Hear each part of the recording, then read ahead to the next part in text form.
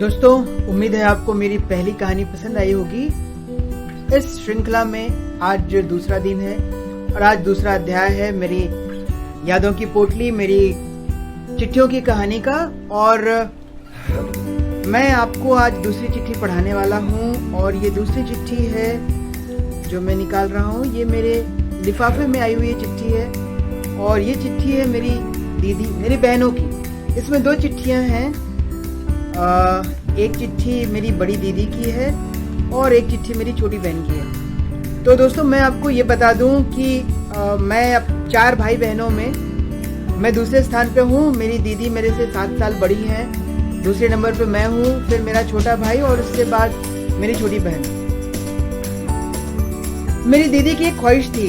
ये उस समय की बात है जब आज भी लड़के और लड़कियों में कितनी डिस्क्रिमिनेशन है। यदि आप थोड़े से ऑफ कंट्री में जाएं और रूरल एरियाज में जाएं तो आज भी लड़कों की डिमांड ज़्यादा है। भरसक लड़के लड़कियां सब एक समान हैं और आज के डेट में कोई जेंडर डिस्क्रिमिनेशन नहीं है। फिर भी ये उस समय की बात है जब मेरी दीदी देखा करती थी कि सबके भाई बहन हैं। तो मेरी दीदी ने प्रार्थना की भगवान से कि हे भगवान, मुझे भी एक छोटा भाई चाहिए। और जब मैं पैदा हुआ तो मेरी दीदी उन सभी लोगों में से थी जो सबसे ज़्यादा खुश थी, क्योंकि मेरी दीदी को एक खिलौना मिला था एक भाई के रूप में। और मेरी दीदी मुझे जितना मैक्सिमम टाइम वो दे सकती थी मेरे को कैरी करती थी। और आज मैं 44 साल का हो गया हूँ और आज भी मैं दीदी के हाथ का बुना हुआ ही स्वेटर पहनता हूँ। आज भी मैं दीदी से उतना ही लगाव रखता हूँ जैसा सब भाई बहन रखते हैं, लेकिन एक अलग है क्योंकि मेरी दीदी का जो स्थान हो गया था वो माँ की जगह हो गया था, क्योंकि मेरे साथ माँ से ज्यादा समय शायद दीदी ने लगाया होगा आज भी। तो दोस्तों, ये दीदी की कहानी है। और मेरी दीदी लिखने पढ़ने में बहुत ही तेज थी।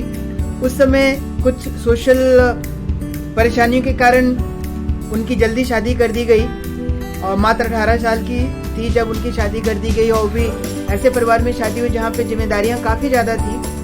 फिर भी उन्होंने समय निकालकर मुझे हमेशा से चिट्ठी लिखा। और उनकी चिट्ठियाँ बहुत जल्दबाजी में होती हैं और बहुत बड़ी नहीं होती, इसलिए आपका ज़्यादा समय आज नहीं जाएगा। तो मैं आपको दीदी की लिखी हुई एक चिट्ठी पढ़ के सुनाता हूँ। प्रिय गुड्डू, सदा खुश रहो। गुड्डू मेरे पुकार का नाम है, मेरे घर का नाम है। तुम्हारी चिट्ठी मिली, पढ़कर सभी समाचार मालूम हुआ। यहाँ का समाचार ठीक है, अपना समाचार बताना। तुम्हारे जीजाजी मोतिहारी गए हैं और तुम लोगों के पास जाने की इच्छा हो रही है।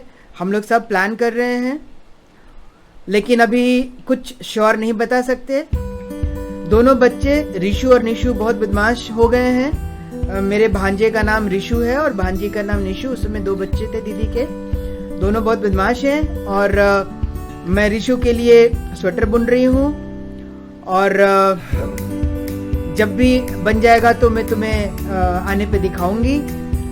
और माँ पापा जी सब कुछ ठीक है। अब मिलने पे तुम लोगों की, तुम्हारी दीदी। तो ये छोटी सी चिट्ठी है मेरी दीदी की जो दीदी ने मुझे भेजा। और व्यस्तता के क्षणों से कुछ समय निकाल करके जो उन्होंने लिखा है उससे मुझे बहुत ही आत्मीयता महसूस हुई। और अब मैं आपको दिखाता हूँ एक इसी के साथ एक मेरी छोटी बहन की चिट्ठी है जिसने लिखा है, पूज्य भैया सादर प्रणाम। कुशलते कुशल हैं, कुशल चाहती हूँ। ये उस समय का बहुत ही फेमस लाइन हुआ करता था चिट्ठियों में। मैंने आपको बहुत पत्र दिए लेकिन आपने मुझे एक भी पत्र वापस जवाब नहीं लिखा। मैं आपसे नाराज हूँ। माँ ठीक है, रिशु निशु बहुत बदमाश हो गए हैं, दीदी को बहुत परेशान करते हैं। शशि को जब काम करने बोला जाता तो अनसुनी कर देता है। शशि एक लड़का था हमारे गांव का ही जो शायद हमारे साथ रहता था, वो पढ़ता भी था और घर के कुछ कामों में हाथ भी बटाता था। मैं ठीक से पढ़ रही हूँ। दीदी के ससुर जी मंगलवार को आने वाले हैं। आप लोग कब आइएगा लिखिएगा। बड़ों को प्रणाम, छोटों को प्यार, आपकी बहन नीता। तो ये 2 चिट्ठियाँ थी इस लिफाफे में। और इन दोनों लिफाफों में जो ये चिट्ठियाँ दोनों मेरी बहनों की हैं। एक बड़ी बहन, एक छोटी बहन, आपको मैंने बताया है।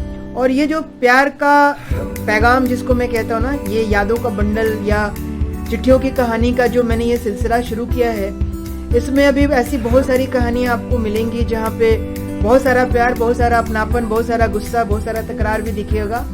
और खुशी इस बात की है कि ये चीज़ें आज भी मेरे पास संजो कर रखी हुई हैं और मुझे इस बात से और भी ज़्यादा उत्साह है और खुशी है कि मैं इन चिट्ठियों की कहानी आप तक पहुंचा पा रहा हूं। तो सुनते रहिए हमारे चिट्ठियों की कहानी का अगला भाग।